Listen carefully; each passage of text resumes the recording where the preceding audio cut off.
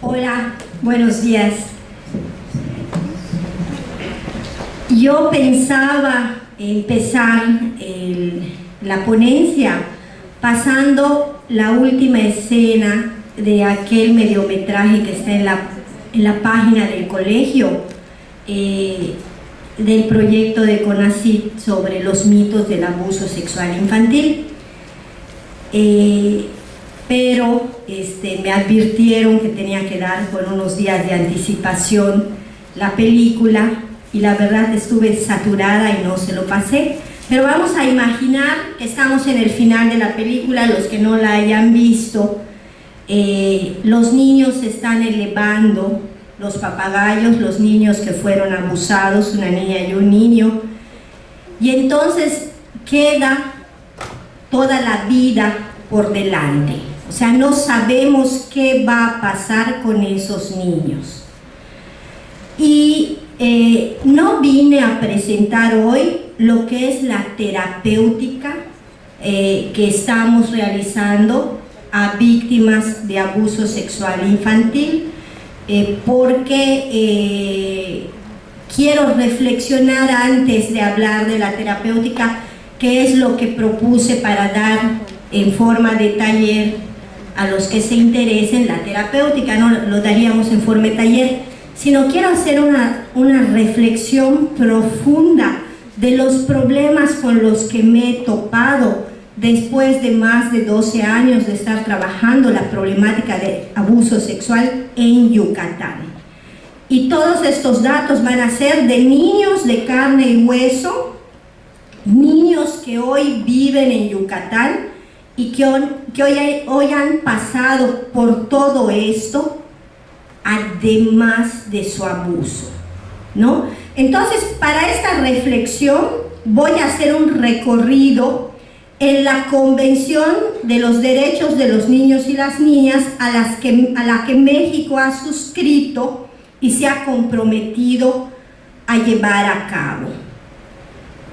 Para empezar, les diré que aunque el abuso sexual infantil es una problemática universal, en México afrontarlo nos obliga a repensar nuestra historia y las premisas socioculturales imperantes en nuestro país.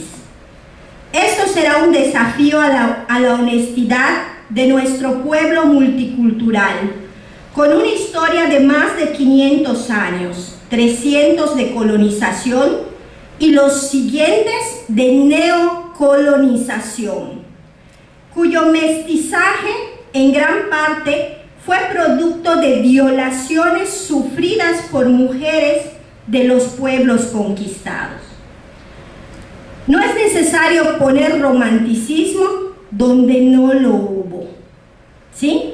El hombre colonizador a la fuerza sometió a las mujeres sin la idea de que éstas iban a quedar embarazadas. En cuanto a los niños y niñas mestizas, fueron más a los que se les hizo sentir el injusto pesar de la bastardía y la vergüenza por la raíz amerindia, y menos a quienes se les enseñó a amar todas sus raíces. Entonces vamos a ponernos específicamente el abuso sexual con su apellido en México, con su apellido en Yucatán. País multicultural con un mestizaje que se dio de modo violento, ¿sí? En diálogo social por los niños y niñas y adolescentes de Yucatán, en el documento Hacia una infancia digna, se establece que Yucatán se caracteriza por ser una entidad indígena y México es el país de Latinoamérica con mayor presencia indígena junto a Perú. Entonces tenemos esta problemática. Se ha suscrito una convención que persigue dar alimentación, salud, educación, vestido, vivienda, afecto, respeto, recreo, identidad y nacionalidad a nuestros niños. Lamentablemente, en Yucatán, lo que encontramos es fallas respecto a esa convención. Yo tengo 80 niños y niñas a los que a lo largo de estos años les he dado terapia, a lo largo de los últimos 5 años. ¿Y qué me he topado en la vida de estos niños? Vamos a hacer un brevísimo recorrido a los artículos de dicha convención. Lo primero, que los estados se comprometen a la supervivencia y desarrollo de los niños. El Estado mexicano se compromete a acompañar a los niños que han vivido abuso sexual infantil, a brindarles las condiciones propicias para poder gozar de una calidad de vida y proseguir un desarrollo sano. Sin embargo, ante el ASI, es de miedo la actitud, se evita. Hace poco, una joven psicóloga interrogó cómo habría que hacerle para que uno no se involucre en casos legales como los del abuso. Aquí, colegas, les he de decir que un psicólogo no está exento del cumplimiento de la ley y que ante el conocimiento del abuso hay que cumplir con el niño por medio del cumplimiento de la ley. Ese es un primer paso, el cumplimiento de la ley. Quien no quiera verse en procesos legales, piense que trabajar bien con niños y niñas implica ponerse al lado de ellos como adulto y estar formado e informado, que implica responsabilidad ética y cívica. Si queremos en la máxima medida posible la supervivencia y el desarrollo del niño, habrá de trabajarse para adecuar las condiciones de la vida real, ¿sí? A mí me gusta ejemplificar mis ideas con cuentos infantiles. Y pienso que hoy en día en materia de abuso sexual infantil en Yucatán, el camino, pensando en el cuento de Hansel y Gretel, es de piedrecillas o peor, ¿no? En Hansel y Gretel, de los hermanos Grimm, un cuento típico de brujas y madrastras malas, niños huérfanos y padres que están controlados por sus parejas y que abandonan a los niños en el bosque, encuentro muchos paralelismos con la situación de los niños y niñas abusados en Yucatán, específicamente con aquellos 80 niños de los que les he hablado. Como la mayoría de los cuentos, Hansel y Gretel se escribió para que la sociedad pensara. Y hoy retomo el cuento y digo que además de la moraleja de no dejarte llevar por las apariencias, ni dejarte engañar, y que en esa casa cubierta de chocolate está la bruja malvada que te puede comer, está la otra moraleja, la moraleja del camino, de cómo los niños en los intentos de ser abandonados iban marcado el camino de retorno, con piedras o con pan. Hoy por hoy hay gente experta en el tema del abuso sexual infantil en Yucatán. Eso no se niega. Pero en nuestro estado, el camino que se recorre en el abuso puede ser mejorado. Y mi esfuerzo en escúchame, mírame y créeme, a veces me recuerda los guijarros de piedra o lo que es peor, las migajas de pan.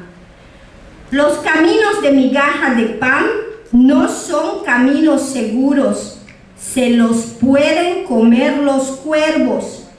Y cuando digo cuervos, en este momento no me refiero a los abusadores, ¿sí? Me refiero al indiferente, al convenenciero, al arribista, al desinformado, que puede estar en la familia, en las instituciones e incluso en nuestras profesiones. Mas me pregunto si estoy sola. Creo que no. Ser parte de diferentes grupos de la sociedad civil y ser parte de un colegiado me puede servir para que juntos tracemos caminos más seguros, y sin duda lo estamos intentando. No es fácil, pero será mejor en equipo que sola. Solo hay que cuidarse de que estos grupos de apoyo no se corrompan. Hansel y Gretel son maravillosos, son inteligentes, mas son niños. Y si un niño encuentra un ser tan malo y es abusado y se queda solo con el abuso, se convierte en sobreviviente con todas sus consecuencias. Vamos a continuar con los artículos. El artículo 7 de la Convención habla de que el niño debe ser inscrito en el registro civil. Y he encontrado que muchísimos niños a los que les he dado tratamiento se ha fallado en su inscripción o se les ha inscrito de modo inadecuado. Pude observar que muchos de ellos han experimentado el incumplimiento de tener un nombre. A veces de plano no se tiene el nombre oficial, o si se tiene es en la forma de identidad falsa o inexacta. Esto se da con más frecuencia para hijos e hijas de madres adolescentes. Esos niños que vivieron abuso sexual infantil en muchas ocasiones son hijos de madres adolescentes quienes a su vez vivieron abuso sexual. Entonces tenemos ASI para la madre, ASI para el hijo y falta de identidad para el niño. Otra cuestión, el artículo 8, cuando el niño sea privado ilegalmente de alguno de los elementos de su identidad o de todos ellos, los estados partes deben prestar la asistencia y protección apropiados y restablecer la identidad. Desgraciadamente, los niños llegan con una identidad inadecuada y se van con una identidad inadecuada. Me quedan solo 3 minutos y estoy en la página 4 de 12 hojas que les escribí. Entonces vamos a robarle 5 minutos más a estos 3 minutos. No se puede. Bueno, entonces vámonos al final. En el recorrido de los artículos, ustedes pueden entrar a internet en los artículos. Está el dar el apoyo para la recuperación del abuso sexual infantil. Realmente no existen protocolos. Yo estoy elaborando ahorita el protocolo. No hay manera realmente segura, revisada, checada. La cuestión de las minorías étnicas, yo hablaba al principio de la multiculturalidad, es muy importante porque realmente en cuestiones de abuso se etnitiza.